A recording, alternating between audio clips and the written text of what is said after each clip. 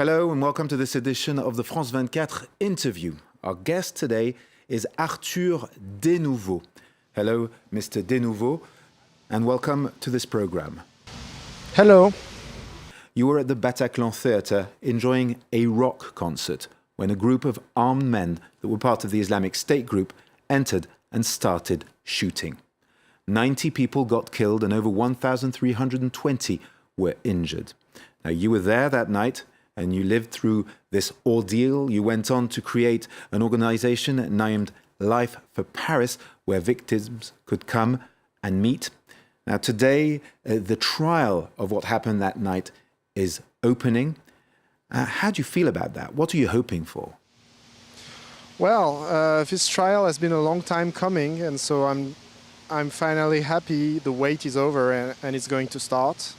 That's the first thing. But on top of that, of course, I'm quite anxious about how it's going to work, how it's going to be possible for any individual or any witness to fit in something that huge.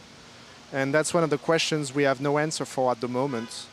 So it's a mix between being impatient and being anxious. Yes, indeed, as you were saying, it's a very special trial. We're talking about a trial that's going to last for some 8 months. There are 300 lawyers who will be attending. As I was saying, a special room has been built. What message are you going to convey? What's your objective? What do you want to go up to the bar and say?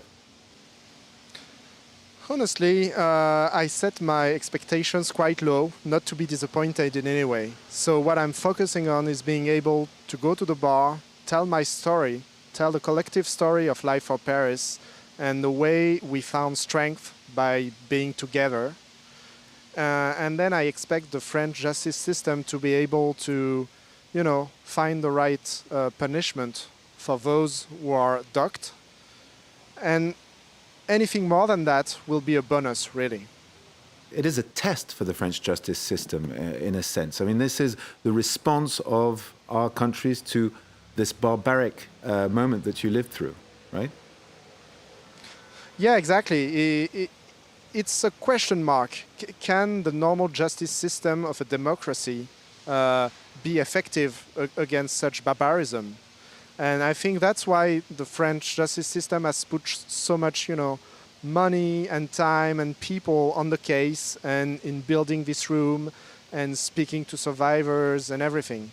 It really is a test, both of the justice system and of our democracy. This is a huge investigation across many countries, France, Belgium, also, Syria, up right to Raqqa, to the top of this organization. We have 14 people who are going to be, present, who are going to be on trial. Is this something important to be able to look them in the eye? Yes and no. I'm very happy they're here because it proves that something has been efficient at finding them and taking them to the courts. But after that, I have no message to send them, and I don't expect anything from them. So I'm happy they're here, but I'm not looking forward to any specific interactions or answers or anything. I don't want to rely on those people in any way. I just want them to be there to face the justice they deserve. You are the president of Life for Paris. That's an NGO you created after the attack. It's a group of victims, if you will. Why was it important to get together after this incredible ordeal you went through? When something like this happens to you, you're kind of at loss for words, and it's very hard to explain what goes on through your mind. It's very hard to talk to your relatives. It's very hard to talk to people who weren't there. So the best idea we had was to say, okay, let's all get together, us victims, because we share something so deep and so different and so moving that being together is going to create a safe space where we can discuss life after the attacks. And it was a way to rebuild kind of a miniature society, just, to feel safe with other human beings again. And after a few years, it has been working, and we've been able to enjoy more and more going out, doing things with people who have not been victims of the attacks. So it was like the first step of a recovery. You wrote a book. You wrote a book called Victimes et après in French, which translates more or less as victims and then what. This book, you explain in this book what it is like to, from one day to the next, to become a victim. You say basically the way people look at you changes.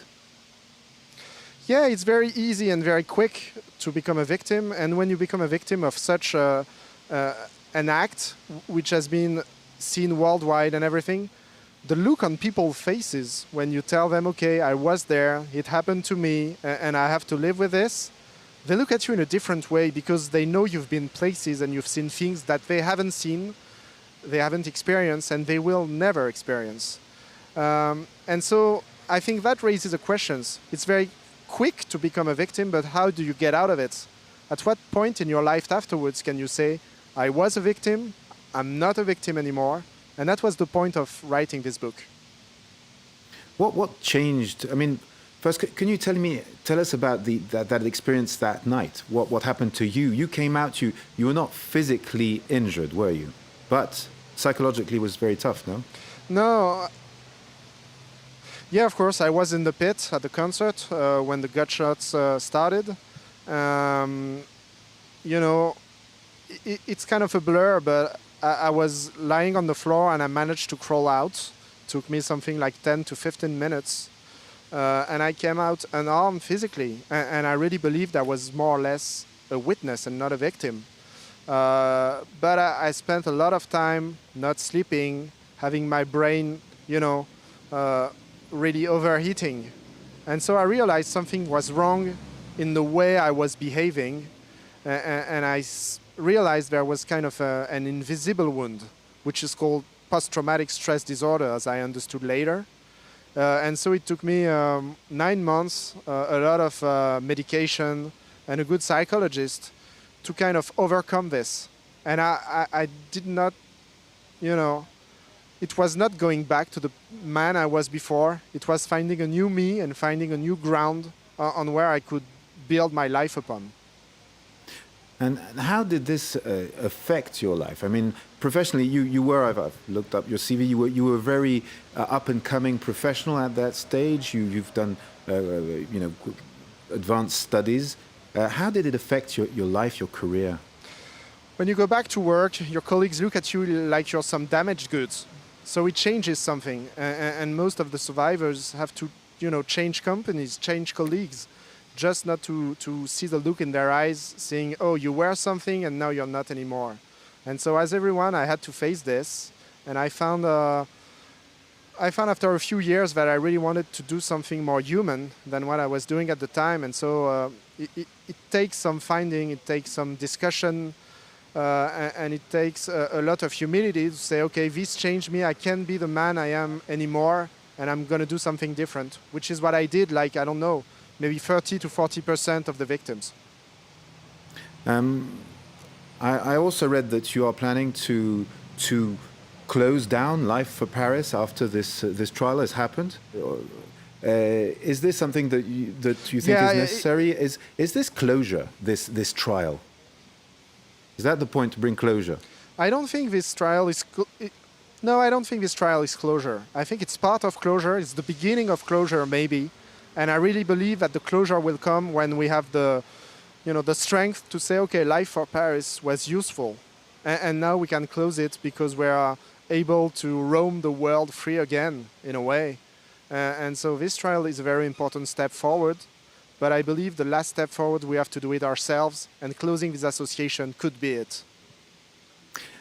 It's also going to be historic, this trial. Obviously, everything is recorded. It will be transmitted to future generations. In a sense, you are a victim of terrorism.